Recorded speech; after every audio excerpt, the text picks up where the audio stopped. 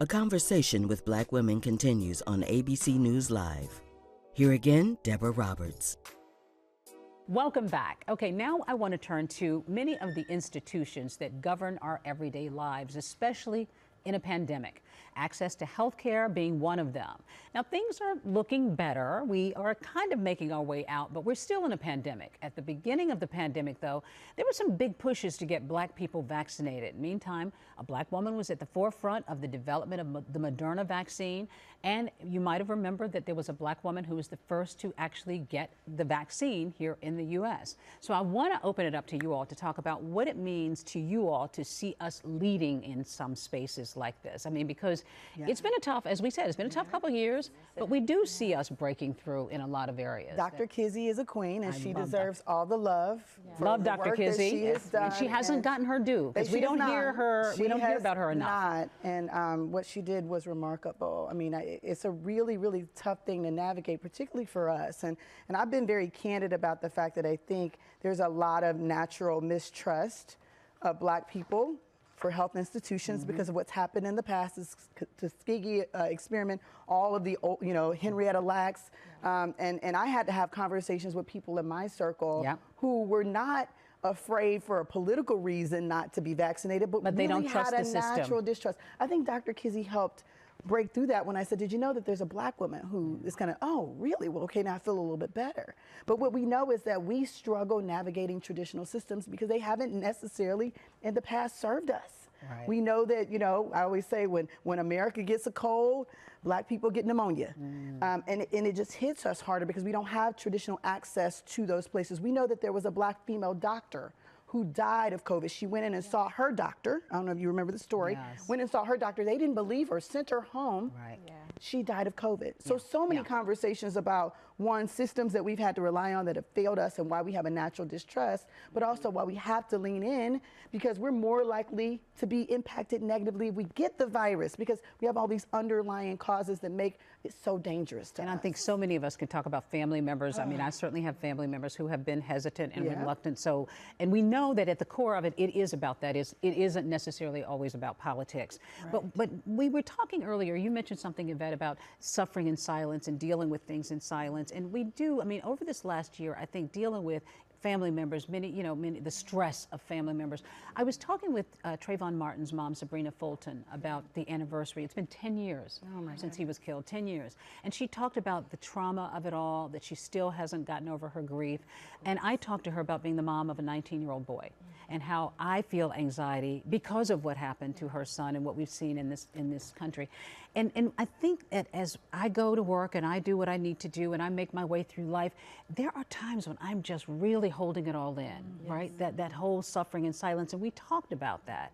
And and how do we get past that suffering and silence? You talked about that, Marline, about starting to normalize having these conversations, but a lot of us didn't grow up feeling like we need to have conversations and put our business out there and talk about things, and we internalize, don't we? Yeah, absolutely. And when you internalize it, it sits in your body and you don't recognize how that can also develop some sort of medical condition.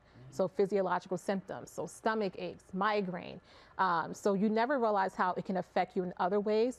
But I do believe that when we have more mental health providers who look like us, that are starting the conversation and normalizing going to therapy, that is also helping too. So we do need to have more mental health providers that are going into the community and having conversations with people about what trauma looks like, particularly among Black women and girls. And when we have those conversations, it helps people to see that, okay, you know what, maybe I do need to see someone and get a holistic approach on how to help me to navigate this world, how to talk about as far as, the stress of having to raise a Black son in America. What does that look like for a mother? What does that look like for a father? The idea of, one of my stresses are my husband getting pulled over. So I always say to him, if you ever get pulled over, make sure your wallet is in your cup holder, your little coffee cup holder, put your wallet there. Because I don't want you reaching in the glove compartment and your back seat and your backpack to but get just your the wallet. idea that you have to start thinking about that, and Absolutely. I've had that conversation with my 19-year-old son, big gangly kid, you know, about how to comport himself. But you know, we didn't really necessarily grow up, and I certainly didn't, thinking that therapy was something that we do. But I did read that black pastors are overwhelmed right now because people are coming and talking actually about their problems. But that is something in our community that we've got to come to terms with, right? Talking about what we're dealing with. There's a lot of shame in appearing weak or appearing that you may need something in our community. That's something that we've been, I think it's just been passed down. And one of the issues that I have is that we don't listen to our children, so many of us, because we're so busy. We're working, we want them to just be happy and healthy, but we also, some of us just don't have the time to sit and listen to our daughters and listen to our sons and really make room for them to speak about what they're feeling. What our children are dealing with right now with this pandemic and the schools and learning at home, I can't imagine the anxiety and the stress that they're carrying day to day. I have a daughter who's in college, and the first year of the pandemic, she came home and she was doing her schoolwork from home. Now, college for so many of our kids is the time when you start to find out who you are, your identity. You've got two daughters, one who is following in your footsteps. Yes. Both of you were on Broadway at the same time, as well as your other daughter. How are you nurturing, and what are you doing with them that might be different from the way you were raised to sort of bring them into the world as strong black women? I have mental health check-ins. I call them free zones. It's something I came up with. I allow my daughters to talk to me about anything without consequence. Because I just want to be close to them. Even if you don't like what they're going to say. Even if I don't like what they say. That or part if must be hard. That's hard. That would be hard. Yeah, that is Trust hard. me. You're like, Yeah.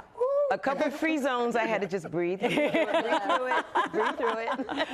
But I think we need to allow space for our children to talk. And one of the things that I do that wasn't something that I experienced was just that. Room to be heard, room to talk about things that are difficult, be able to say, to speak angrily, to be angry, to really be angry, and express that anger, because emotions, they don't dissipate, they just go somewhere else. And if you're feeling sad and you don't express it, you might snap at someone else, not realizing that you're not angry at that person. You're sad because someone wasn't gentle with you, or there were a microaggression that you had to deal with in the elevator with someone who did something that was unfair to you, or a cab driver made a comment that was unnecessary. That all of those types of things, our children need room to express in safe environments. And especially as we live in a world, Yvette, where we are learning things and we know a lot of this stuff, but as a black woman, I mean, do you think that folks that you work, when you walk into a room and you've torn down barriers in your own life in Ohio, do you think that your friends and colleagues have a sense of what you're coping with day to day? And do you even put it out there? You know, I don't think people do. I think there is a level of human suffering now that is just global that we're not talking about. I mean, the antidote is really truth. The antidote is, let's talk about it. I mean, we just don't do it enough.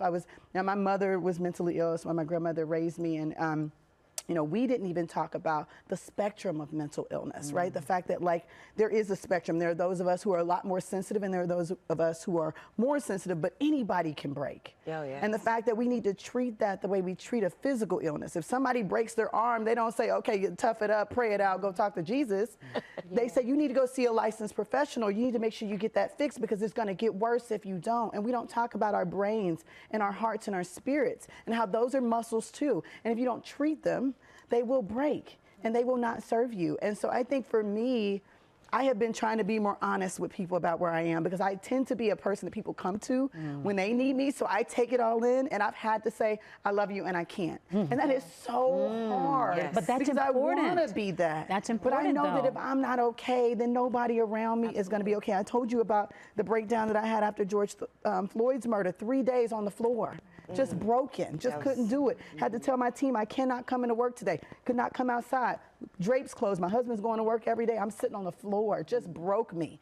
And then I got into this place which was so therapeutic, because I realized after 3 days I got up and kept going. I was able to move forward, I was able to get the help I needed to move forward and deal with grief. But and you I put think it out that's there. You But you have put it to. out there, though. And I think we're not talking about grief.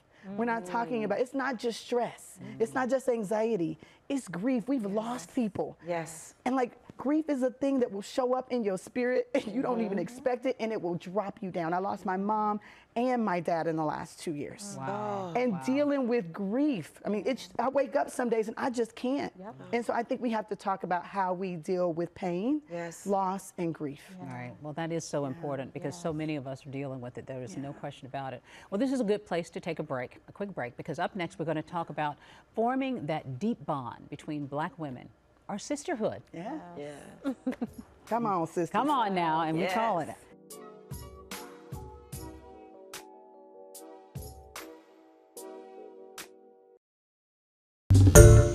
Hi everyone, George Stephanopoulos here. Thanks for checking out the ABC News YouTube channel. If you'd like to get more videos, show highlights, and watch live event coverage, click on the right over here to subscribe to our channel, and don't forget to download the ABC News app for breaking news alerts. Thanks for watching.